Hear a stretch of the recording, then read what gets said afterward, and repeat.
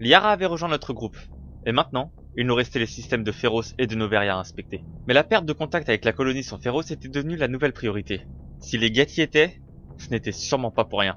Féroce avait été colonisé par Exogénie, une société qui avait pour but d'étudier et d'explorer les ruines protéennes à sa surface.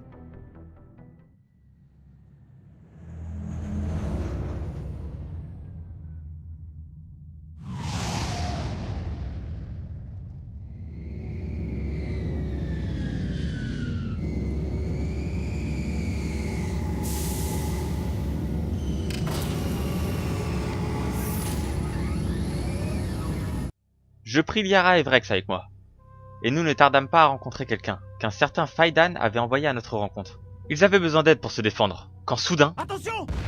Le messager se prit une requête. Les Geth étaient là. Ce pauvre homme n'avait eu aucune chance. Par contre, nous, ça a été. Nous avancions dans des ruines, où des Geth pensaient pouvoir nous avoir. Mais ce fut un échec. Nous arrivâmes au lieu de retranchement des colons. Zeus Hope. Faidan était ravi que des renforts soient venus, mais sa seconde nous reprochait d'être en retard. Mais alors que Faidan la rappela à l'ordre, une attaque Geth survint. C'était la deuxième fois qu'ils interrompaient un dialogue, et donc, blasé de ce manque de politesse, je partis les poutrer dans les escaliers. Et une fois les toasters éliminés, je pouvais enfin reprendre la conversation où elle en était. J'avais besoin de savoir pourquoi les Geth étaient là. Mais ils en savaient foutre rien, sauf qu'ils avaient élu leur base dans le complexe d'Exogénie. Je savais où aller, mais d'après eux j'allais croiser des Geth pour m'y rendre. Comme si c'était un souci. Mais avant de partir, je voulais parler avec Mademoiselle Martinez. Je l'impressionnais pas. Moi, le premier spectre humain. Et mon commando n'était pas assez pour sauver la colonie. Désolé, espèce de salope. Enfin bref. Nous partîmes pour le complexe. Et la route pour y accéder était parsemée de cadavres de Geth après notre passage. Mais en chemin, nous avions réceptionné un message radio. Une mère attendait sa fille, et avait repéré le Mako. Nous réussîmes à trouver la zone où le message était émis. C'était une sorte d'avant-poste, avec des scientifiques d'Exogénie. L'un d'eux était nerveux, et assez agressif. J'essayais de le calmer, mais son interlocutrice me conseilla de l'ignorer. Ils pensaient être les seuls à avoir survécu. Du moins, c'est ce que Moustache leur avait dit. J'ai dit qu'ils étaient sans doute morts. Et lorsque la femme parla de la base Geth dans le complexe, l'autre interrompit toute information sur Exogénie. Et je le rassurai en lui disant que ça ne me regardait pas, mais c'était faux bien sûr. La scientifique était la mère à la recherche de sa fille dans le message radio, et elle me demanda de la retrouver. Nous repartîmes pour le complexe, et sans me vanter, ma conduite du Mako était irréprochable.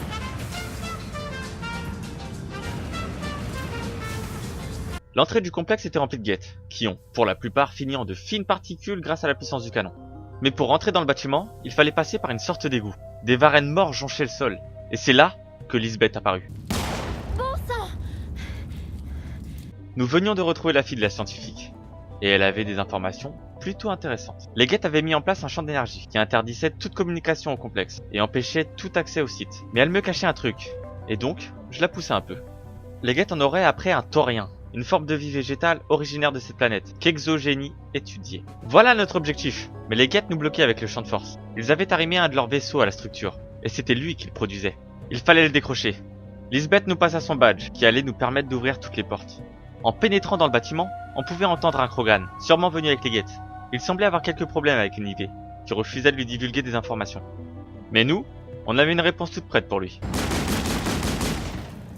Ce minable éliminé, on eut accès à l'IV, et grâce au badge de Lisbeth, elle nous informa que le Taurien se situait sous l'avant-poste des colons, et aussi qu'il diffusait des spores capables de prendre le contrôle des formes de vie qu'il inhalait, et que Zeus Hope était un test de ses capacités. Exogénie trempait dans de bien sales affaires. Il fallait éteindre le champ de force et y retourner. Les Geth étaient partout, et parfois accompagnés de Krogan, mais nous réussîmes à déloger le vaisseau en sectionnant une de ses pattes.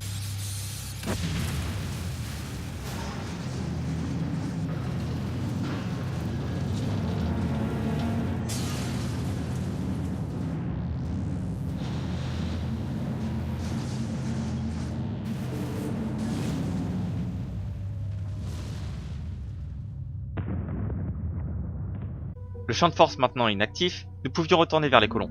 Mais d'abord, il fallait déposer Lisbeth auprès de sa mère. Et Moustache avait pété un câble et retenait en otage les scientifiques. Lisbeth compromit notre couverture. Et nous dûmes nous rendre. Les transmissions à nouveau rétablies, la colonie était devenue gênante pour Exogénie. Et tous les colons devaient disparaître. Mais moi les fous qui n'ont pas d'aluminium sur la tête, ils finissent avec du plomb. Les colons étaient sous l'emprise du Taurien et le protégeaient. Et si je voulais l'approcher, j'allais sûrement devoir faire quelques victimes. Mais grâce à une neurotoxine, j'avais peut-être une chance d'en épargner. Et j'équipais mes grenades avec. Les colons nous tiraient dessus à notre arrivée, et les grenades faisaient effet. mais je n'en avais sûrement pas pour tout le monde. Mais je trouvais assez vite un compromis. Leur foutre sur la gueule n'allait sûrement pas les tuer. Enfin, j'espérais. Et dans l'eau, je tomba sur Martinez, et je lui fis manger ma crosse. Les colons mis hors combat, je pouvais enfin ouvrir l'antre de la fougère télépathe. Mais alors que le passage s'ouvrait, Faidan apparut.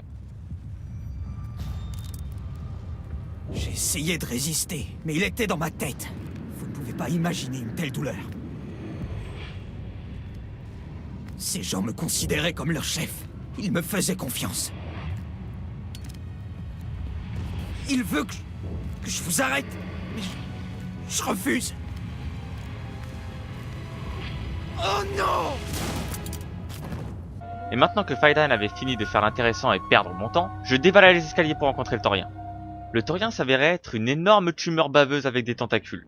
Et alors que je m'approchais, il donna naissance à une Asari, et je remis en cause mon orientation sexuelle. Alors que je me posais plein de questions sur ce qui venait de se passer, elle prononça le nom de Saren. Il était déjà venu voir le Taurien, au sujet de connaissances, et avait fait un pacte avec lui. Et après ça, il ne voulait plus avoir affaire aux êtres de chair. L'affrontement commença. Et comme le Taurien ne voulait plus discuter et était trop dangereux, je n'avais pas d'autre choix que de l'éliminer. Et une fois tous ses ganglions détruits, il fut vaincu, et tomba dans les abysses des microbes de l'oubli. C'était fini.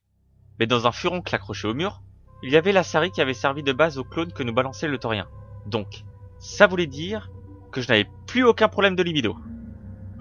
Elle était au service de Benezia, et elle nous expliqua que Benezia voulut remettre Saren sur le droit chemin.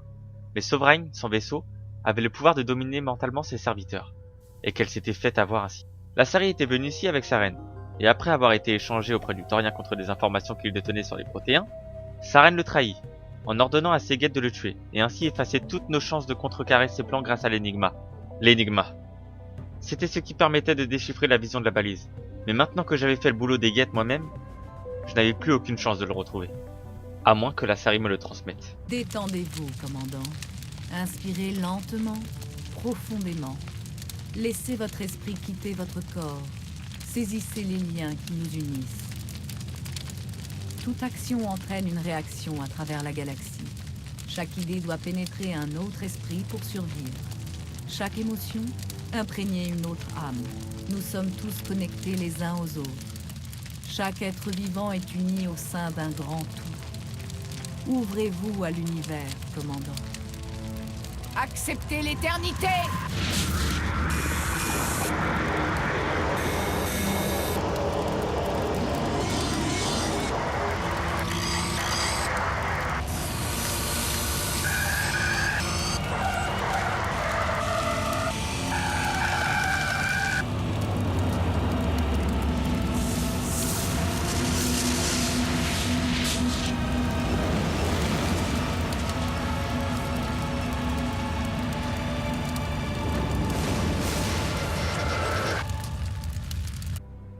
Mais c'était encore brouillon.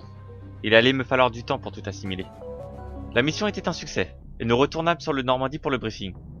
Liara pouvait peut-être me permettre de comprendre cet énigme un peu plus vite, et rentra dans mon esprit. La vision était endommagée. Il manquait des passages, et ces passages devaient être entre les mains de Saren.